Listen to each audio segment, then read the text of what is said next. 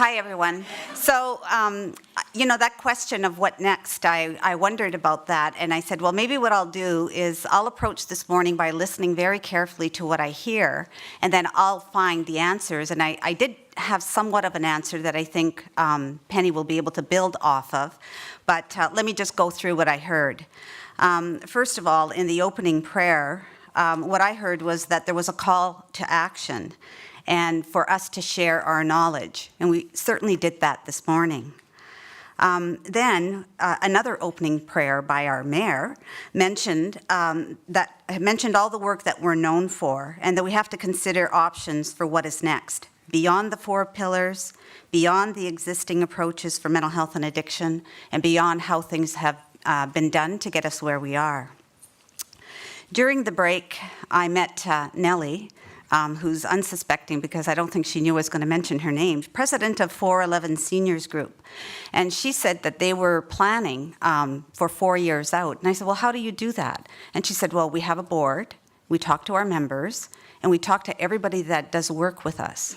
And I thought, well, maybe there are some cues in that on answering that question of what's next. Very clearly, having heard all the presentations, I think we have to move along the stream. So it's not just all upstream, it's not all downstream, but it's at earlier points and later points of the continuum of healthcare to care for the whole population. So I think that's what's next. VCH is a leader, Vancouver Coastal Health is a leader, a funder, a provider, and a partner.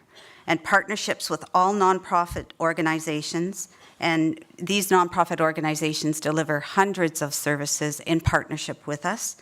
That's what's next.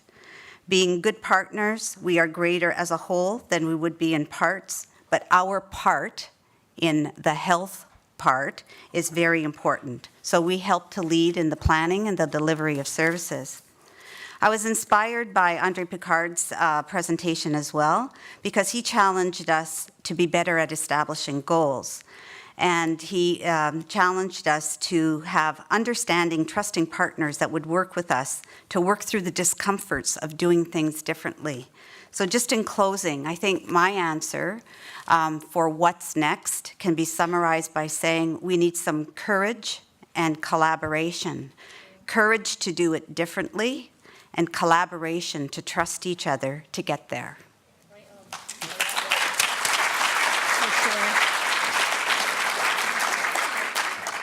Thanks a lot, Joanne, and just a big thank you to all of you for being here today.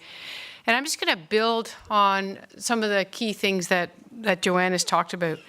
You know, first of all, to go back to what Trevor told us, like, we do need leadership, and we believe and love democracy. We fight wars for it. You know, we go around the world helping people understand why it's important, and having people who run in elected office, who all of us, whether we're public servants or we work in the private, nonprofit, NGO sector, or just citizens, volunteers, we have to support our elected officials. And I think that safe space, we have to create that safe space so they do make good decisions. And we can't sit and wait for them to figure it all out. We've got to bring it to them in a coherent way where we have as much grassroots support for what we want them to do as possible. And I think that's one of my biggest learnings, having worked in government. It's a tough gig being an elected official.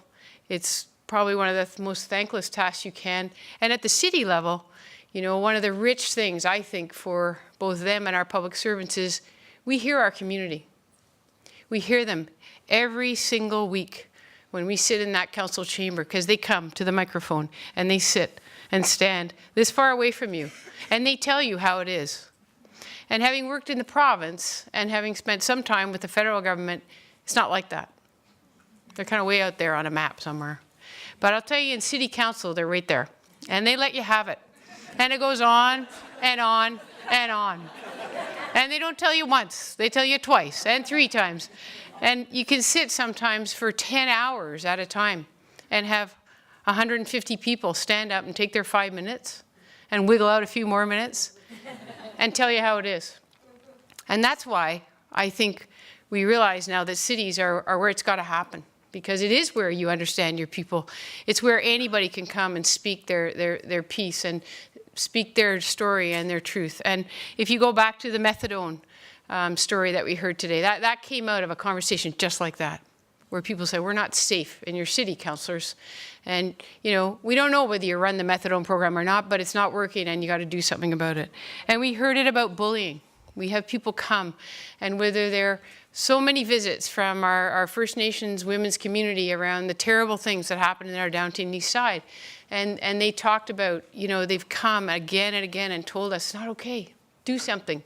And we've talked about, you know, mental health and homelessness, and how many conversations have we had at these microphones about, you know, the stories of people living on our streets, and it's not okay. And so we need to make space for our elected officials to help drive us to do the right work, and we need that courage, and we do need to make people uncomfortable. And Andre, of all the things you said, most of which I felt I died and gone to heaven, and felt, where has he been in my life? I've been reading your column for years, but I have to tell you, it's very, very unusual to have anyone from the media give such a coherent speech.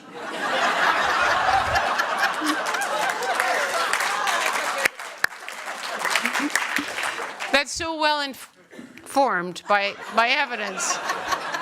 So we love you, Andre. Like, we wish we could clone you. But what you said was make people uncomfortable. And I think all of us, we have to make them uncomfortable for the right reasons. We got to focus on what has to change. And it doesn't have to change for everybody. It's focus where it really, the difference needs to be made, and connect the metrics and the measurements and say, it's not working, or it is working, do more. Or these guys are already at the benchmark. We can pat them on the head and say, great, come on over here and help the people that aren't. And so it does make people uncomfortable because it's not smooth and seamless, and not everyone gets it. But I think with our partners in Vancouver Coastal and all our other partners, we're starting to be more comfortable making each other uncomfortable and actually being able to move on too. Because when you do make people uncomfortable, it gets ugly. And people take it personally. And then they carry that baggage. And you have to be able to learn how to live in that discomfort and go back to the metrics and the people that it's all about, and then put your baggage aside and go on that journey together to make it better. And, you know, that takes a lot of courage. It takes a lot of leadership. And, you know, it's something that at the city we're really, really working on. And when I look around the room today, I have more than half of my senior team here at what is a health conference, right? And when I started at the city, they all looked at me like I'd come from outer space. It was like, what is somebody from the health sector doing running our city? And of course, just as we learned from Trevor today, well, it started that way. And it doesn't mean that, you know, engineers and other wonderful people can't run your cities, but it is about health. It's about our people. And so, you know, we have our city engineers here today, you know, one of our senior planners, my deputy city manager's in charge of housing, our chief librarian, one of our senior firefighters. I haven't seen anyone from our police department, but they're probably here in their undercover outfit. Our human resources GM, our guy from the park board was supposed to be here, and they burned down the train in Stanley Park, so he got waylaid today. But I think it's a real signal from us. Our city, with the great leadership of our mayor and our council, and, you know, some great leadership over many decades from Vancouver City Council, we're here, and we're trying to make it better, and we're trying to hear you. And we need good data, and we need to share it with each other. We need to keep focused on the problem. We can't do everything, so you got to focus, focus, focus. You got to measure your progress. If it's not working, stop doing it. Try something better.